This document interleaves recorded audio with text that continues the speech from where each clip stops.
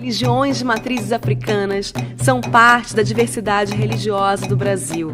Dentre algumas dessas manifestações, que têm como referência a cultura trazida pelos africanos durante mais de 300 anos de escravidão, estão catimbó, cabula e principalmente umbanda e candomblé, que se propagaram com mais intensidade pelo Brasil. Desde sua chegada ao Brasil, esses praticantes foram alvo de perseguições por manifestarem a sua fé. Mas ainda hoje, em 2015, os episódios de intolerância religiosa fazem parte do cotidiano. No contexto da década internacional de afrodescendentes, a ONU Brasil destaca essas manifestações brasileiras e de forte ligação com a África. De acordo com o artigo 18 da Declaração Universal dos Direitos Humanos, todo ser humano tem direito à liberdade de pensamento, consciência e religião. Esse direito inclui a liberdade de mudar de religião ou crença e a liberdade de manifestar essa religião ou crença pelo ensino, pela prática, pelo culto em público ou em particular. O candomblé é uma religião de matriz africana, portanto, seu nascedouro, sua fonte está na África e em diversas regiões africanas, sobretudo no sudoeste africano, se constituiu no Brasil como sendo uma religião onde se cultuam divindades africanas. E essas divindades africanas, de origens diversas, se identificam com elementos da natureza, com sentimentos, com emoções. O candomblé é uma religião que se constitui de processos sincréticos que foram constituídos a partir da sua relação com a Igreja Católica, o cristianismo, a partir da sua relação com cultos, vivências, saberes e a própria cultura indígena já existente aqui.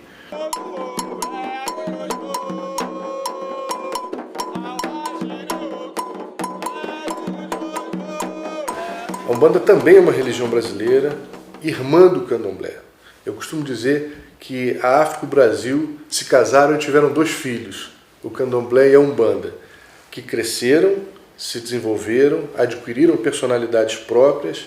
A Umbanda tem uma outra forma de sincretizar. Além dessa constituição candomblecista ou africanista, a Umbanda promove outras relações com o misticismo de uma forma geral, com valores ciganos, com valores kardecistas, com valores hinduístas muitas vezes, e ela cria também outras liturgias. Nós temos umbandas aqui no Brasil mais africanistas ou africanizadas, temos umbandas mais kardecizadas, ou seja, onde as práticas são mais alinhadas com o chamado kardecismo, espiritismo. E temos umbandas mais místicas, onde o culto oriental, o culto a valores, o culto a deuses e personalidades egípcias, hinduístas, também é reconhecido. Para os detratores das religiões de matriz africanas, está todo mundo no mesmo saco. Umbanda e candomblé são, entre aspas, classificados como macumbeiros. Então, para eles, o ataque é uniforme, não faz diferença nenhuma. O Brasil viveu mais de 350 anos de escravidão. Então você teve africanos escravizados no Brasil, e que era a ampla maioria da população, até a República. Após a abolição e a República, os negros a maioria, você vê todo o movimento eugenista que cresce no Brasil, de tornar o Brasil mais branco de identidade com a França, né? Europeia, e tenta fazer aí um movimento importante de observar que toda essa cultura ela é criminalizada, seja do ponto de vista da religiosidade, seja do ponto de vista da cultura mesmo, né? O samba é marginalizado, a capoeira é criminalizada, a prática religiosa ela é criminalizada. Então, se você tem uma construção eugênica em que só os valores brancos de civilização da Europa é que tem a ver com o cristianismo, né, obviamente você vai estigmatizar todas aquelas práticas religiosas que não tem a ver com essa valor de civilização. A África está muito presente, né, no seio da construção da religiosidade. Mas isso é tirado sempre, ao ponto que Moisés, que era um africano, que nasceu no Egito, se transformou no Charleston Heston, né? Aquele branco que todo mundo está atrás dele, que o filme criou. Na Na verdade, ele era um negão cheio de neguinho atrás dele. Ainda recebe os mandamentos, né, segundo ele, no Monte Sinai, que está na África até hoje, lá no Egito. De acordo com o último censo de 2010, menos de 1% da população brasileira pratica as religiões de matrizes africanas.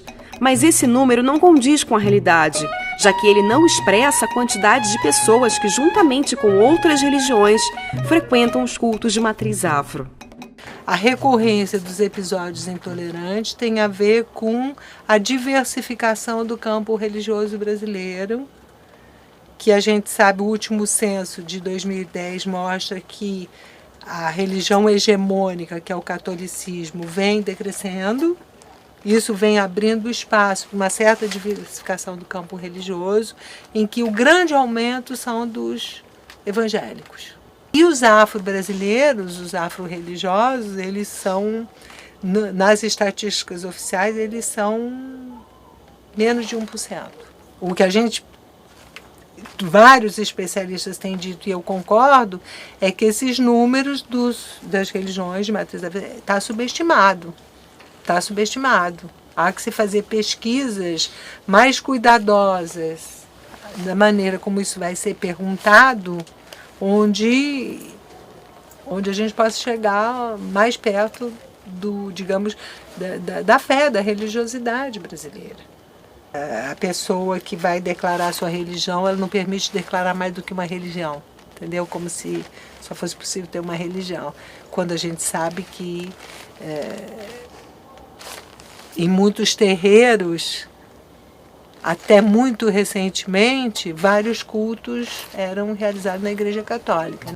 Com o objetivo de estudar e divulgar o trabalho desenvolvido nas casas, uma pesquisa realizada pelo Núcleo Interdisciplinar de Reflexão e Memória Afrodescendente da PUC-Rio mapeou 847 barracões do Rio de Janeiro. O resultado foi divulgado no livro Presença do Axé, que revelou também o mapa da intolerância religiosa.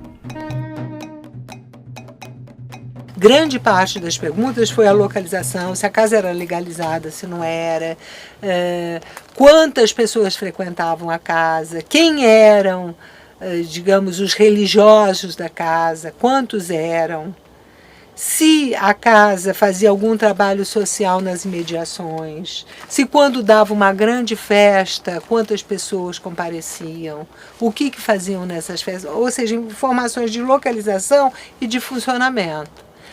Mas, além dessas perguntas que versavam especificamente sobre isso, o Conselho Religioso da Pesquisa resolveu que tinha que ter uma outra, que era se a casa tinha sofrido algum episódio de discriminação ou de intolerância religiosa. Como as respostas foram muito minuciosas, deram muitas informações, a gente pôde também identificar quais eram as formas de intolerância mais recorrentes, quem eram os agressores, quem eram as vítimas, a localização das manifestações de intolerância. Então nós temos um mapa da intolerância também, né? Desde que o Brasil foi encontrado pelos europeus, sempre se constata iniciativas de intolerância religiosa. As primeiras missões cristãs que vêm para cá vêm para converter os índios, vêm para converter os escravos. Isso é discriminação, isso é preconceito, isso é intolerância. Isso é um desrespeito claro. Então, ao longo dos anos, isso vem sendo perpetuado. O candomblé é uma religião de resistência. O candomblé surge como uma maneira de se contornar esse preconceito, essa perseguição católica. As igrejas neopentecostais têm disputado o espaço com os terreiros. Elas têm sistematicamente desejado ocupar o nosso espaço. É uma disputa de mercado, né? Você cria uma demonização para que aqueles que participam daquele culto, né, se sintam envergonhados, tenham uma baixa estima e saia dele, porque esses grupos começam assim, demoniza um, demoniza o outro, amanhã é um risco não só para a liberdade religiosa, para a liberdade de expressão e para a liberdade política. Eu costumo dizer que o gesto de intolerância não é um gesto religioso, porque tem uma contradição, né? Porque eles se dizem cristãos. Quem se diz cristão não pode ter o ódio como seu foco, porque Cristo é amor. né? Então essa é uma grande contradição, certo? Então, na verdade, o que está por trás dos gestos de intolerância, né, de ódio, de perseguição, tem a ver com questões políticas. Né? Esses grupos têm mostrado nos últimos anos que eles têm um projeto político muito grande. E escolhem um inimigo para poder coesionar o seu povo. Né? Então, demonizar um bando de candomblé, de uma matriz africana, assim como o islamismo, alguns setores, né? Outros segmentos religiosos, ciganos, americanos, tem a ver com isso. Será que essa é uma atitude religiosa ou existe por trás disso um projeto de poder? Para combater a intolerância, praticantes de várias religiões participam desde 2008 da caminhada em defesa da liberdade religiosa. Nós temos uma manifestação que ela é feita anualmente, né? Todo terceiro domingo de setembro. Esse ano vai ser no dia 20 de setembro, na Orla de Copacabana, onde vem pessoas de várias religiões, né, e também populares, que não tem a ver com religião nenhuma, e pessoas do exterior, onde na verdade não é só bom para a sociedade brasileira, mas um exemplo para a sociedade mundial, onde na própria base as pessoas de várias religiões diferentes, com vários cantos diferentes, sua forma, sua identidade diferente, mostram que é possível conviver juntos. É esse clima que nós temos que construir cada vez mais na sociedade. Não é esse discurso de raiva, de ódio, né? Não é isto. É possível conviver juntos e respeitar a diversidade das pessoas. Essa é a riqueza desse país. E é nisso que nós vamos insistir.